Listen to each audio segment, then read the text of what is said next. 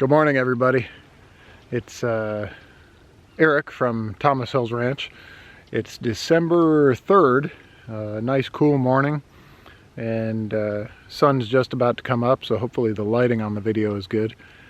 And I wanted to just give you a goat update, show you where we are, what we've done, and how the goats are faring, especially as the weather gets colder. A couple nights ago we had, we got down into the 20s. One night we were down to 23. Night before we were down to 21, I think it was, Fahrenheit. And one thing I noticed was the goats are, well, they're doing fine. They do not have a shelter, as many of you know. I don't have a barn here. I'm not moving a shelter around with them. They're just in the paddocks, and they fare just like the cattle would in this area, and so they don't get pampered. That is one reason I went with the Kiko goats, is because they're supposedly more hardy. And even as I go into or start thinking about next season for breeding, I'm thinking about actually getting a Spanish goat, because they are also known for their hardiness, especially their parasite resistance. So anyway, I wanted to give you all an update, kind of show you where we're at. I was up here yesterday. I'm up near our stock pond, and I was up here yesterday just looking, and it's one of my favorite areas to look at most of the farm anyway, because that little hill on the left side, I'll go up there in a second, you can pretty much see over the front half of our property. Now the back half is hilly and behind us, and you can't see over the hills. But anyway, here's the goats this morning. I tagged them the other day. I had several that weren't tagged, several that came from the different owners. And that was my first time tagging animals. I did get some experience with other stuff at the Kerr Center, like castrations and all that good stuff, but I've not tagged an animal yet. I'm using the mini tags. And I'm sure you can't see them because I'm using the white color, and all the goats in front of us are white, so they blend in very well. But I'm putting them all on the right ear. The first goat there on the far right hand side, I think we call her Dazzle or Sparkle. I call her Dazzle. My wife calls her Sparkle because of her beautiful eyeshadow. But anyway, she got very wise to me very quickly. And she stared at me the whole time. I did it over 2 days. At first I thought, oh, I'll just catch them in this brush here, because it was real thick. Actually, it was a different area, but it was thick like this. And I figured, they can't move that quickly. I was wrong. They can move very quickly. I did catch a few. I wasn't smart enough to wear gloves, so as I was grabbing some of them, my hands were just eaten up, just sliced up with these thorns. So the next day I came out, and I have a couple of barrels here. And I brought in some sweet feed, and all of them were so easy. I mean, I could reach my hand in, I could grab their ears, push them around. They would not run from me because their heads were in that sweet feed, and they were all competing, except for this little one here. So I still have not tagged her, but anyway, the rest are tagged and ready to go. They just moved into this area yesterday evening, and have already kind of taken most of the leaves off the thorny bushes. Doing pretty well with the movement of the goats, and also the management as far as keeping them inside with the 2 wires. I did, however, raise it the other day, and because this one here, I'm pretty sure it's her. Don't have a name for her. She's just a number. She did hop out. And I saw her from my driveway, and I kind of saw this white speck in the trees where it shouldn't have been.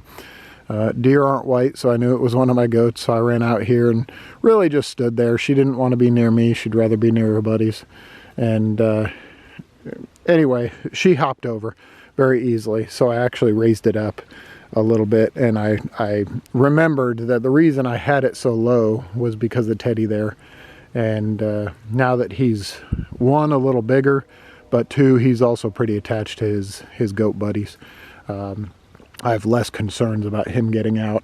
He's fully capable of getting out, and I don't know if you can see him as opposed to the fence. Maybe the perspective is off, but he could easily slip under this because the grass, although the grass is high. Oh, there, you can see where the ground is compared to my coffee cup. So yeah, he can easily crawl under there, and actually the goats could crawl under there too. Now here's one of my favorites. She's warming up to me, Hershey. I don't know if you can see her white tag on her other ear when she turns around. There it is. And so anyway, I did raise it up just to hopefully at least take this top wire, take that top wire up and allow them to get shocked as they go over it. But they've got a new addition to the forage that they have, and that's this here, which is cactus. So this is the first area they've run into cactus. I don't think they're eating it, although maybe they are. They just walked up to it here. Oh, they think I'm going to move them, and they hear me talking, and I'm at the edge of the pasture here, so they think I'm going to move them, which I'm not. So I'm going to walk away here. So this is their next area that they're going to. They've gotten very good at moving. They know, really just, if I'm hanging out, if I'm running wire, I guess if I hang out too long, they know that I'm planning on moving. They think I know, excuse me, they think that I'm going to move them. Get my English straight. It's early and I've only had half a cup of coffee, so forgive me. But here, you can see this is my my power line here. I'll walk up here to the top of the hill on my little stock pond here. This is one of the ponds we have on the property. This is the only one that's a traditional stock pond. The others, they look like more just straight ponds. I don't know what the difference is, but this one looks to me like a stock pond, what I would call a stock pond. The others are surrounded by more trees and all that good stuff, so I call them just ponds. But anyway, let's see if I can focus this in here. Here we go. So you can see this fence line here. This is existing fence. You see the corner posts there. There are 3 corner posts. On that existing fence, there is a single wire. You can see a white connector, a couple of white connectors on there. That's my single hot wire. That is the high tensile wire, and it comes down here and back to my shed that's up on the driveway there. So that's where my power source is. And then once you get out there, so what I'm doing to run these, and it's gotten a little bit easier over the past few months, what I'm doing to run it is just tie my spools to that wire, just make sure the wire is touching. Those 2 spools that are hanging there are actually not being used, but the spools are on the other side for this wire. And I've basically staked it out, and you can see it running along, and it runs all the way across my property. Well, all the way across this section of my property, past the goats, and all the way to the barbed wire that is over there. And off of that, I'll take 2 more spools, and I build these square paddocks. And I've gotten pretty good. Sometimes it's pretty obvious on how I move them. I only have 6 of those spools. So I have to sometimes get creative, especially when I get into a corner and the spools don't wrap all the way around, and because I don't want to open up 2 sides, because the goats won't really know where to go. Perhaps they will, depending on how I do it, but I'm not that quick at moving it, and these are pretty good sized paddocks, and I'm doing it alone, and I can only do 1 reel at a time. So it's kind of those things, you kind of get used to what you're doing, you get used to your own technique. That's why I started down in the bottom. That's why I started inside a fenced paddock that had some permanent fence. That's up there near the driveway. And really we started up in there in October, and then let's see if I can get my hand. Then this area down here, I'm calling the wash. And because we have a little stream that runs through there. We had some rain over the past few days, so it's actually running pretty well now.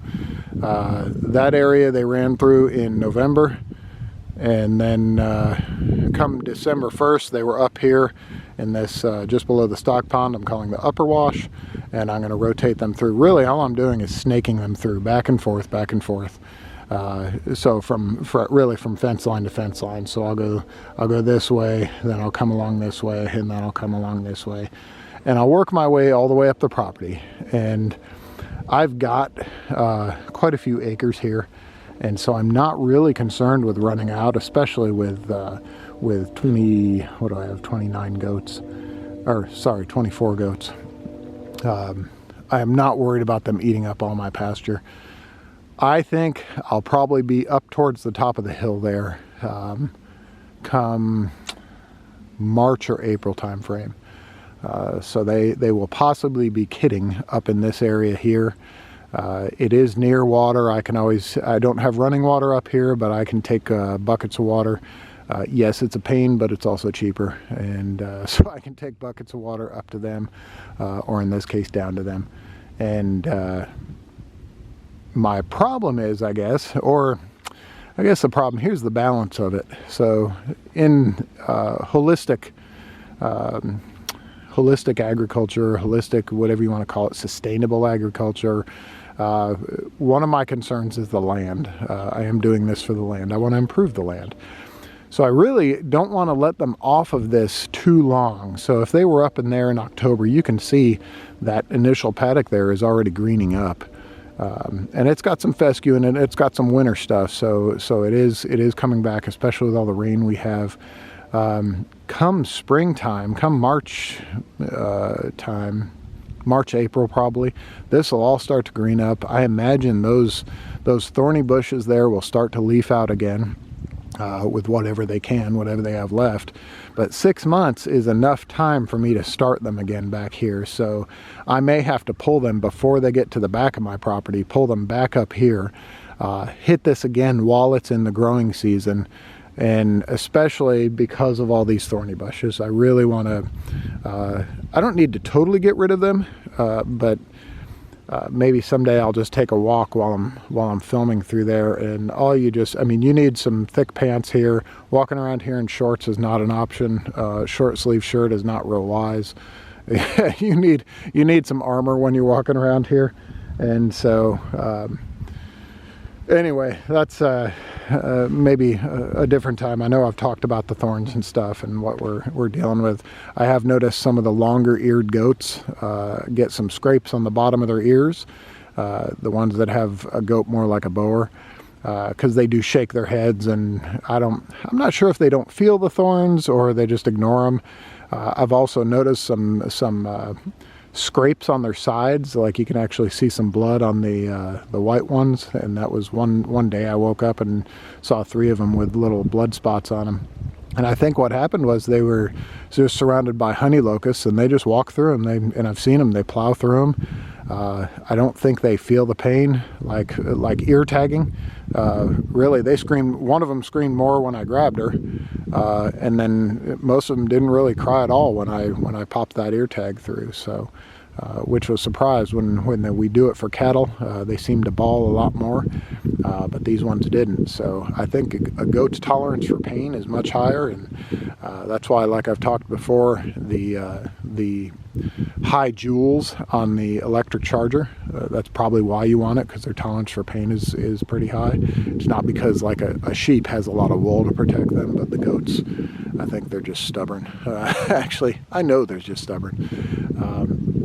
But anyway, so yeah, all is going pretty well here, and I'm pleased with what's happening. The dogs are doing well. I don't know if you can see Luna back there. She's staying skinny. I don't know why, but she is still active, and she's still wary of people. I know she's much friendlier with females than she is males.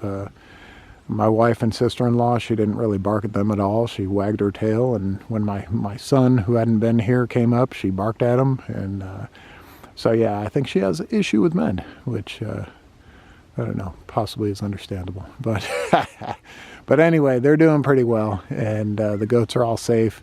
No coyotes have taken them, and so yeah, we just continue to be very blessed on the farm here, and we hope that you all in these trying and somewhat ridiculous times are staying safe, staying healthy, and we hope you enjoyed these videos, and thank you for joining us, and God bless.